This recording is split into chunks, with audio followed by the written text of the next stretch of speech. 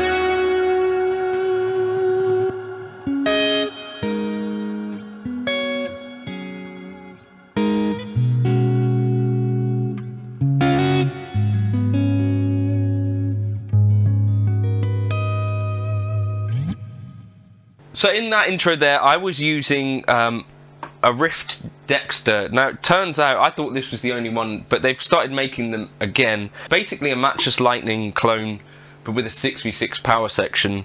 I don't have any affiliation with Rift, but they are making amps in the UK still. I think the guy is called Chris who runs them. Seems like a really cool guy, makes some videos, and is one of these guys that I think there is going to be sort of less and less of, unless there are still people out there really supporting these folks. And this is one thing that I've noticed where I live. So basically, there used to be an amp tech that I was able to use who could fix something, and he now works, you know, like a retail type job and also playing in a band, but doesn't do the amp side of stuff anymore. There was another guy that I used, I think he's in bad health now. There's a guy close-ish by, but he's not that fast. And then basically what I'm saying is that it seems to be like a certain age guy or above that is going to be still working on amps, right? And at some point, either these chaps are going to retire. Who's actually replacing them? I think that's the question. Like, who's supporting the amp industry in that way, and the amp tech? Are you just going to have kind of generic sort of electronics guys? And even those, you know, like it used to be sort of TV, radio repair guys, but, you know, these days, do you repair a TV? I don't know. It's kind of a different world. A little bit of a niche of a niche of a niche. And then you get a nephew. No, but so it's a kind of a thing where you need people that are getting their amps regularly maintained, so that people like me who use amps kind of as an option are still going to be able to find someone to work on those. And even if you're like the most digital guy who's ever lived, I think you'd agree that there are some scenarios where, for instance, you might use a real amp. I think for me, an example is when I went to Real World Studios, Peter Gabriel studio. I got asked to record there with Meridian's keyboard player. We did like a live session there, and in that scenario where you're going into like a hallowed room, a legendary space with other musicians, and, you know, this was the first time I'd done anything like this at all, and probably the last time, but I think I did an okay job anyway. But you're gonna take an amp into that scenario, right? But for that to be the case, you need to be able to have gear that is serviced or whatever, and I don't really have like an amp guy that's nearby that I definitely would trust with some of this stuff, or could do a job quickly.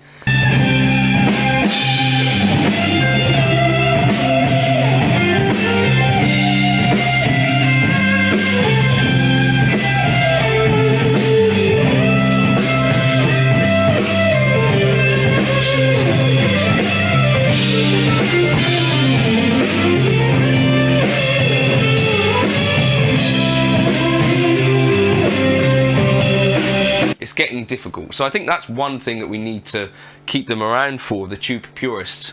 Another thing, I said it in the video the other day, if we're always being told that the older amps are the best, so you're like 50s, 60s stuff, then that doesn't really do much to help the modern amp industry, does it? So there is a little bit of a flip side to that, where it's like, well, if you're only ever going to be playing like 60s Bassmans or 65 Pro Reverbs, then that's not really helping to get the word out there about more modern amps. I think Dan Huff mentioned the Rev Dynamis 40, so that's kind of cool. So I think the amp industry in general, it'd probably be a good thing if people could get past the idea of the vintage gear always being the best thing. If people are going to continue to buy newer amps, then probably we need people actually using them and talking about them. Probably. The flip side to this, and the but that comes in here, is that it's often the real purists that are going to be like looking down their noses at digital gear, which is probably fine, and probably doesn't actually affect us particularly, but it is a little bit. So you wouldn't necessarily listen to my opinion, for instance, if I told you that I recorded this amp through a load box, and you should do the same thing, because I'm not someone who's really an expert on tube amps or anything like that. I experiment with them because they're kind of fun. I use them live because they help me get some stage volume. Definitely wouldn't profess to be an expert on them. However, I've spent like years and years playing through digital gear and trying to get good results and stuff like that. And so I think the experts in the amp stuff, have they really experimented with the digital stuff that much, would be my question. In some cases where they're real purists that are saying like it's trash or whatever, or not close. That'd be my question. Like, how much time have you actually spent with these things? You know, like, have you just gone into a studio, there was a Kemper there, you've tried the Kemper, you know, remembering that the Kemper now is from 2011. Have you encountered some of like fractal gear? Did you try factory presets? Did you build your own preset? Are you at all interested in any of that stuff? Probably not, and that's totally fine, but should we care as much what your opinion is my question on that.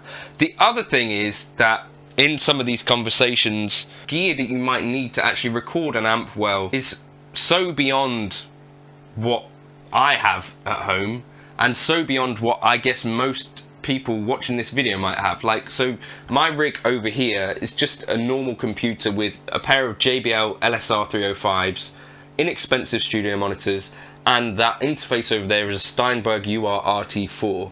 That's like the extent of my rig. If I'm going to be using a tube amp, I'll either use this condenser mic, which is an Aston Spirit, or I'll be using a Fractal X-Load, and then that'll go out to there and use an IR. The thing about, I think, most people's home setups is, do we have soundproofing in the majority of our spaces? Do you even have a dedicated room? Possibly, possibly not. Are you able to get things at volume? So like in a room of this size, if I get the amps loud, like that cabinet thing starts shaking there, what am I going to do with a deluxe reverb on 6 or 5 or whatever? And then the other thing is like the mics that I was getting recommended to use. A Royer R122, this is a very specific comment, an SM57. So the Royer is like 1,800 pounds, the SM57 is £100, so that's nearly £2,000 in mics. And then this person kind of said, go through like an API or a Telefunken. So I looked up what a Telefunken V76 is. So this looks like a really cool piece of gear, and again looks like the sort of thing that you're going to need someone, a tech, who could look after that sort of thing for it to remain relevant for years.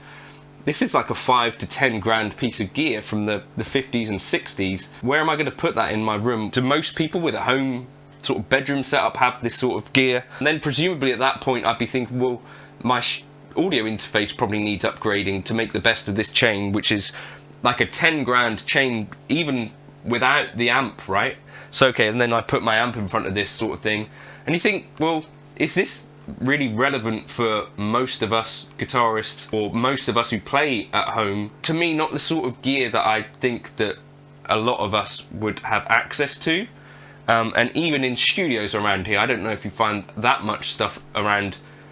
You know, I just live in a rural area of the UK, like near Exeter. I'm sure someone around here has it. Maybe comment below if you've got some of this gear that you could let me borrow. The difference is with a modeler, well, I can just use the modeler as an interface. Like, the actual cost of entry in there is so much smaller that it's almost irrelevant, like what you could do if you had a 60s tube amp and 10 grand worth of gear to get that recorded into the desk. Like, of course, live, you don't need to worry about most of that stuff, and I think that is where the tube amps sort of still excel, right? Where it's kind of like, well, I can take it out live and gig with it, it sounds like an amp, I don't have to worry about it. But at home, for sort of home recording, with this setup, like, modelling makes infinitely more sense. Especially as well when you think about, like, what are you hearing then when you're hearing, like, demos from channels with an amp? Like, are you hearing an amp with £2,000 worth of microphones going into £5,000, £10,000 preamp, then into a super expensive audio interface? Is that what you're actually hearing when you hear people demo some of these amps? It'd be interesting to me to know, because that's also not what an amp sounds like, is it? That's what an amp sounds like if you record it through expensive microphones, through outboard gear. So we do need these purists, because they're going to keep the industry ticking over. Otherwise, like, when it comes time for me or you, the bedroom guitarists, to try these amps and stuff, like, well, who's going to actually service them? It'd be difficult to find anyone. Anyway, let me know your thoughts on that in the comments. I hope that was alright to talk about. It's kind of just one of those thoughts that I had in my head. And given the opportunity, wouldn't you use some of the same gear too? Probably yes. If money was not an object, would I have, you know, a bunch of these amps? Would I have a really nice mic? Would I have a really nice setup? Probably, but would it be what most of you guys at home also have experience with? Probably not. I don't know. I kind of like this idea that this setup is kind of close to what you might have. You know, just a random load box sometimes if I'm using an amp, a one mic kind of setup, no fancy preamps. I kind of like that approach a bit more. It seems a bit more what I'm about, to be honest. So let me know your thoughts on that in the comments, and yeah, cheers for stopping by. Oh, if you like these tones, what was I using? Well, you can't use them. It's a Rift amp into the X load, and then into, I've got like this Helix presets, which is like my load box. Oh, and also then I used a tube driver into the front of it. I thought it actually sounded really good, so I think there is some relevance sometimes to using this stuff. Also, like, load boxes are a thing that the purists don't seem to really love either, but I think they're totally valid if you've got, you know, a reason to stay quiet at home. So I don't know, all of this gear to me seems pretty valid. Let me know your thoughts.